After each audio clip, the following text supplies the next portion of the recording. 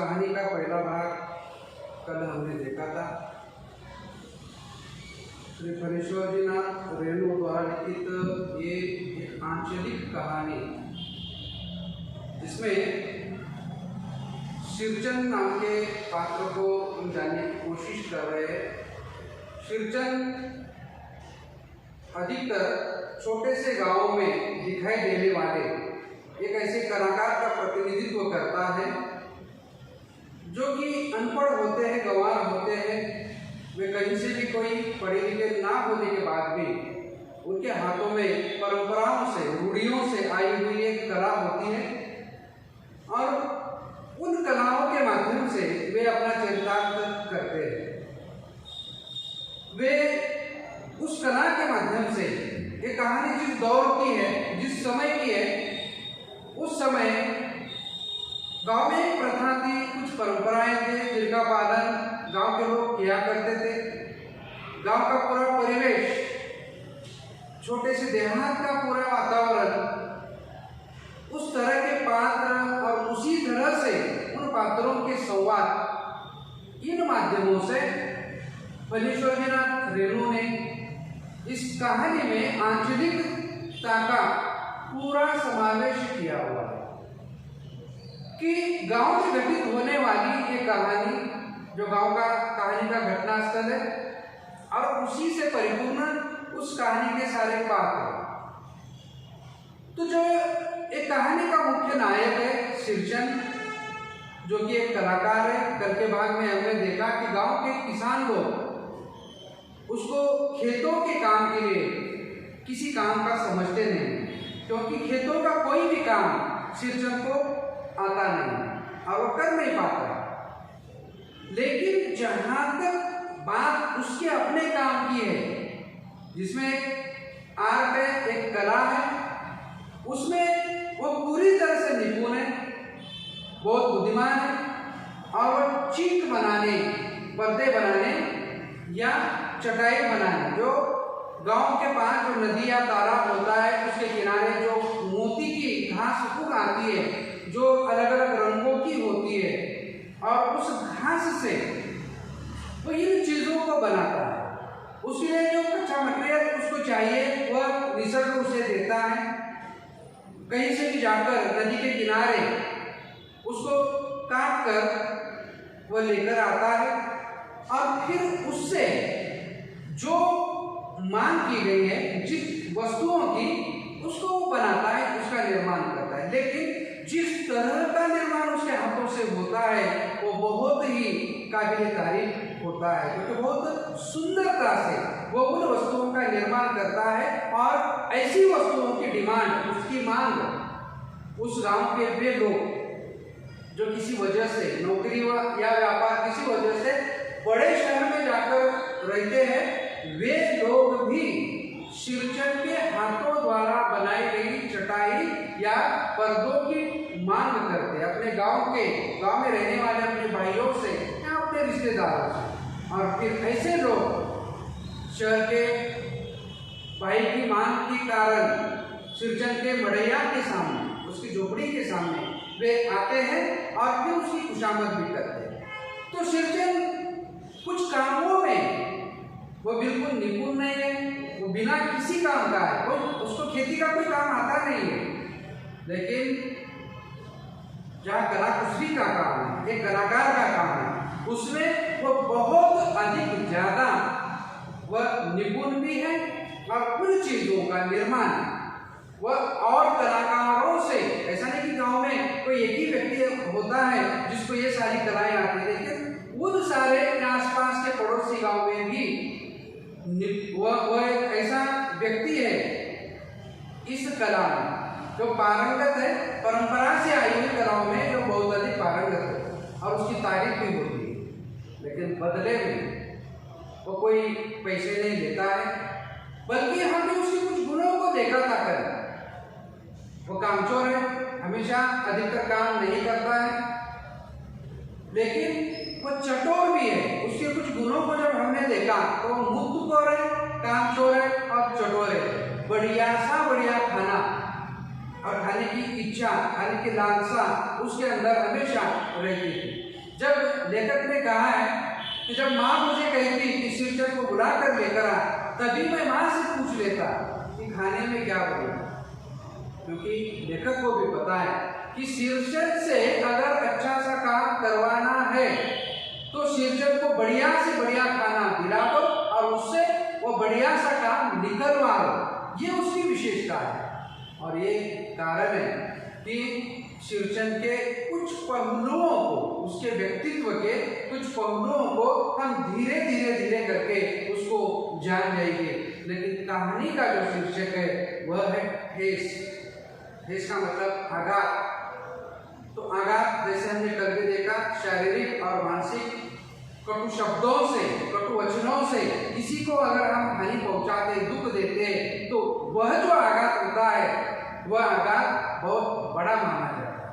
और इसी तरह से, इसी बात से जुड़ती हुई ये हमारी कहानी, जिसको हम अब आगे देखेंगे। शीर्षक जाति का कारीगर है। मैंने घंटों बैठकर उसके काम करने के ढंग को देखा है। ढंग मतलब पद्धति। एक एक मोती और पटेर को हाथ में लेकर बड़े जतन से उसकी कुच्ची बनाता है। कुच्ची बनाना मतलब गुच्छा बनाना, क्योंकि जो घास को काटकर उसका गट्ठर बनाकर लाता है वो सारी की सारी काम की नहीं होती। फिर पहला दिन जो होता है तो उसमें से उस घास की गट्ठर से उसके काम की जो भी घास है उसको वह अलग भूनता है और उसको निकाल कर, उसको चुनकर उसका एक गट्ठर बनाता है, उसके गुच्छी बनाता है और फिर उसको बाजू में रखता है।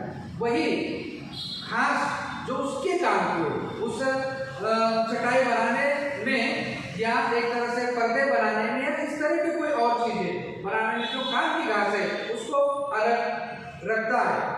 और फिर कुच्चियों को रंगने से लेकर सुतली सुलझाने में पूरा दिन समा। अब ये जो चीजें हैं उसको निसर्ग देता है।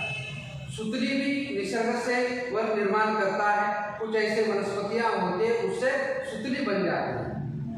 प्राचीन काल की घटना। आजकल पैराफिन की ये सारी चीजें हो रही है, प्लास्टिक की हो रही है, लेकिन नायलॉन की डोरी वगैरह आजकल मार्केट में बहुत अधिक है। लेकिन एक समय था कि उस जमाने में बहुत अधिक, जैसे पात्र होते थे, द्रोण होते थे, ये सारे पत्थर से बनते थे, पन्नों से बनते थे। लेकिन आज अलग अलग तरह से हम देख रहे हैं। निसर्ग में बहुत ऐसी चीजें थी जो कि अब धीरे धीरे करके समाप्त हो रही है, लुप्त हो रही है।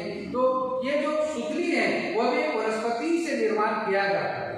और जो घास है या एक तरह से जो उस तिलिया है, एक विशिष्ट प्रकार की वनस्पति होती है बेड़ू, और उससे वो बत्तियों को उन पत्तियों को बनाता है। ये सारी की सारी चीजें जो कि उसको पर्दे या चिट बनाने में या शीतल पाटी या चटाई बनाने में जो लगती है, ये निसर्ग से उसको प्राप्त होती है। उसको कहीं से पैसे देकर खरीदने की जरूरत नहीं होती है। और यही कारण है कि वह केवल खाने के बलबूते पर, खाने के बदले में वह सारे काम किया करता है। तो इसी तरह से उसकी काम की शुरुआत इस तरह से होती थी। काम करते समय उसकी तन्मयता में जरा भी बाधा पड़ी कि गेहूं और सांप की तरफ उठकर उठता। फिर किसी दूसरे से करवा लीजिए काम।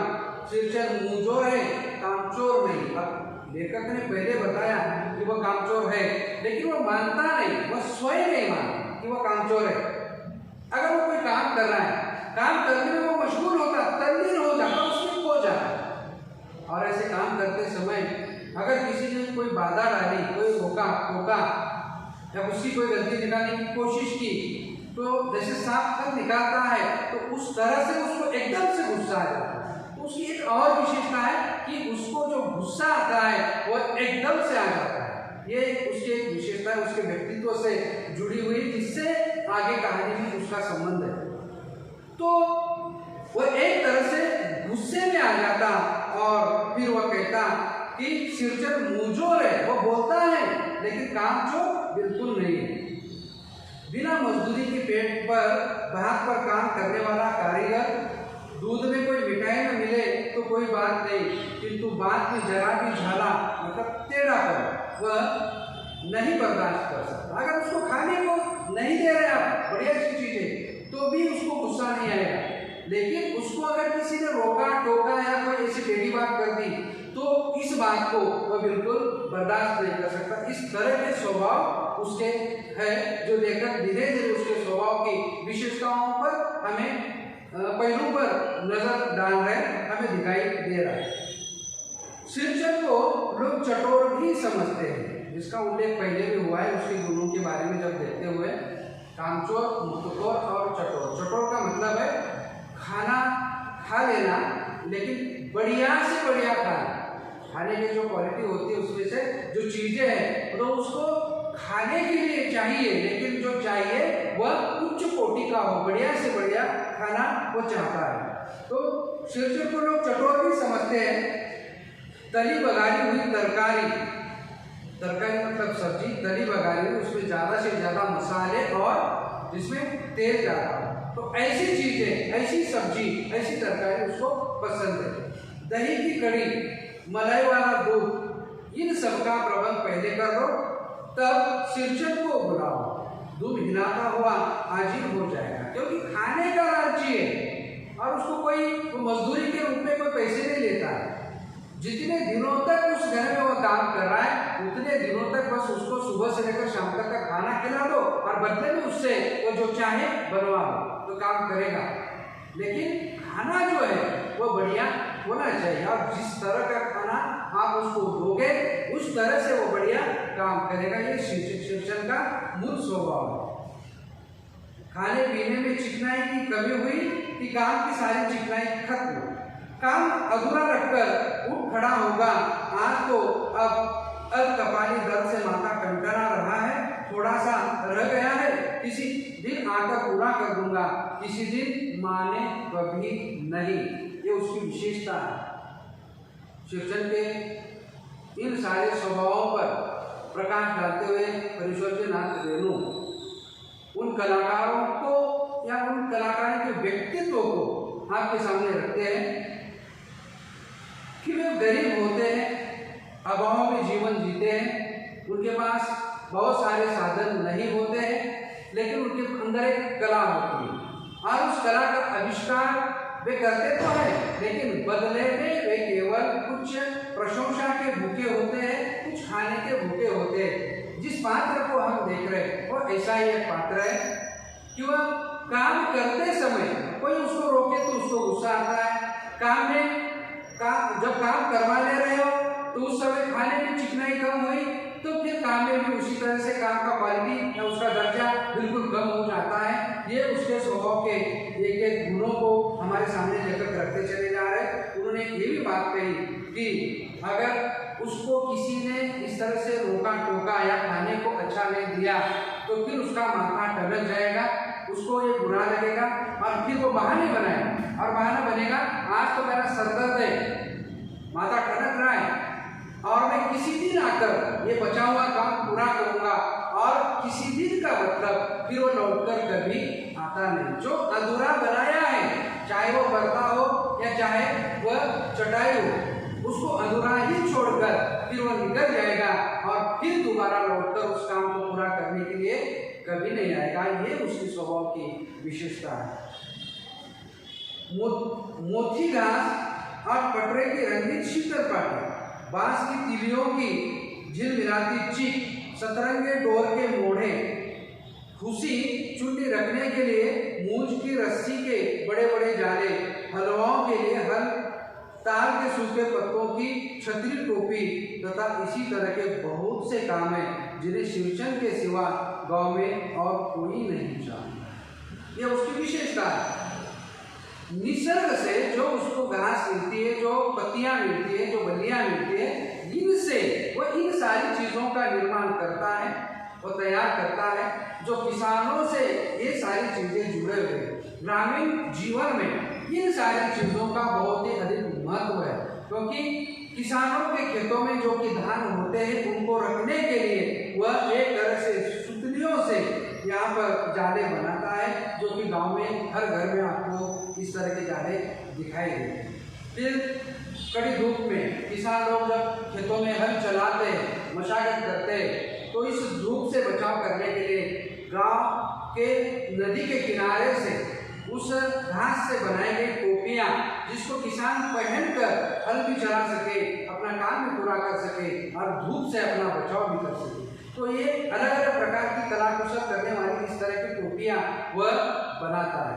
तो इस तरह की चीजें बनाने में उसके जैसा गांव में दूसरा कोई व्यक्ति नहीं है। यह दूसरी बात है। अब गांव में ऐसे कामों को बेकार का काम समझते हैं। बेकार का काम जिसकी मजदूरी में अनाज या पैसे देने की कोई जरूरत नहीं, पेट भर खिला दो, काम पूरा होने पर एकांत पुराना धुलाना कपड़ा देकर विदा करो, वो कुछ भी नहीं बोलेगा। एक प्रकार से शोषण है, एक कलाकार का, एक मजदूर का। लेकिन लोग क्या करते थे, काम बढ़िया से बढ़िया निकाल कर लेते थे, उससे काम करवा लेते थे, लेकिन बदले में कोई मजदूरी उसको देने की जरूरत नहीं। उसको बस खिला पिला दो और फिर काम करवा दो, या बदले में कोई घर का पुराना कपड़ा उसको दे दो और बदले में उससे काम करवा दो, तो कुछ नहीं बोलेगा, क्योंकि इस काम को लोगों की नजर से उतना महत्व नहीं है। आज के जमाने में ऐसे ही कलाकारों द्वारा बनाई गई चीजें बड़े बड़े मॉल में हम देखते हैं, उसको रखते हैं, बड़े बड़े दुकानों से लोग पैसे देकर खरीदते हैं। लेकिन ये कहानी उस समय की, उस जमाने की है जब इस तरह के कलाकारों की कोई कामों की, कला की कोई कदर नहीं हुई। बस बदले में उनको केवल पेट भरकर खाना खिलाया जाता था और उनसे काम करवा लिया जाता था। एक प्रकार से गांव के उन लोगों से जो कि अमीर लोग हैं, ऐसे लोगों से किया गया ये एक प्रकार का शोषण ही है। कुछ भी नहीं बोलेगा, ऐसी बात नहीं। सिरचन को बुलाने वाले जानते हैं सिरचन बात करने में भी कारगर है। महाजन टोले के बच्चों महाजन की बेटी सिरचन की बात सुनकर तिलमिला उठी थी। ठहरो, मैं माँ से जाकर कहती हूँ, इतनी बड़ी बात। अब इस बात को समझने के लिए एक कहानी तो बताई, लेकिन घटना नहीं बताई। इस तरह से कि सिरचन किसी महाजन के घर में काम करने के लिए गया, महाजन टोले के बच्चों महाजन के यहाँ पर, और फिर उसकी जो बेटी है, उसकी बेटी ने उसको खाने को ढंग का नहीं दिया। ये घटना हमने पहले भी देखी थी किसी और घर में।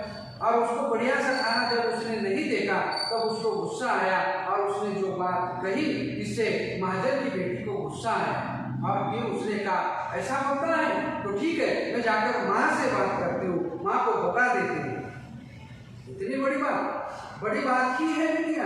और फिर वह कहता है, बड़े लोगों की बस बात ही बड़ी होती है, नहीं तो 2-3 पटेल की पार्टियों का काम सिर्फ खेसारी का सत्तू मतलब भुने चने खिलाकर कोई करवाए वाला, यह तुम्हारी माँ ही कर सकती है बबुनी। सिरचन ने मुस्कुराकर जवाब दिया। तो जब लड़की को गुस्सा आया, जब सिरचन ने देखा कि उसको खाने को बढ़िया नहीं मिला, तब उसने उसको कुछ बात कही। जो बात कही उससे उस लड़की को गुस्सा आया, प्रभु महाजन की बेटी को। अब उसने कहा, ऐसा बोलते हो, मैं जाकर माँ को बता देती हूँ। तो फिर उसने फिर जवाब दिया और उसने कहा कि बात बढ़िया ही है, बड़ी बात है, क्योंकि इतना बढ़िया सा काम करवा दिया तुम्हारी माँ ने, लेकिन बदले में दिया क्या? सत्तू मतलब भुने हुए चने ये दिया, खाने को नहीं दिया, नाश्ते को नहीं दिया, और केवल चने देकर मुझसे इतना बढ़िया सा काम करवा लिया। ये कर्तव्य तो तुम्हारी माँ को ही बहुत अच्छी तरह से आता है। तो इस तरह से उसने जवाब मुस्कुरा कर दिया। इस बार मेरी सबसे बड़ी बहन पहली बार ससुराल जा रही थी। मानू के दूल्हे ने पहले ही भाभी को लिखकर चेतावनी देती है। मानू के साथ मिठाई की पत्ती भी न आए, कोई बात नहीं। 3 जोड़ी फैशनेबल चिक और पटेल की 2 शीतल पार्टियों के बिना आएगी मानू तो। भाभी ने हंसकर कहा, बैरक वापस। इसलिए 1 सप्ताह पहले से ही सिरचन को बुलाकर काम पर तैनात करवा दिया था। माँ ने, देखो सिरचन, इस बार नई धोती दूंगी, असली मोहर छाप वाली धोती। मन लगाकर ऐसा काम करो कि देखने वाले देखते ही रह जाए। अब कहानी जो अब तक भूतकाल में जाती थी लेखक ने अब तक हमें शिवचंद के बारे में बताया, शिवचंद की कला के बारे में बताया, शिवचंद से जुड़ी हुई कुछ घटनाओं को हमें बताया। चौधरी की घटना हो या महाजन की घटना हो या लेखक के अपने घर की घटना हो, उन घटनाओं का जो बीत चुके हैं भूतकाल की घटनाएं, उनके बारे में बताया।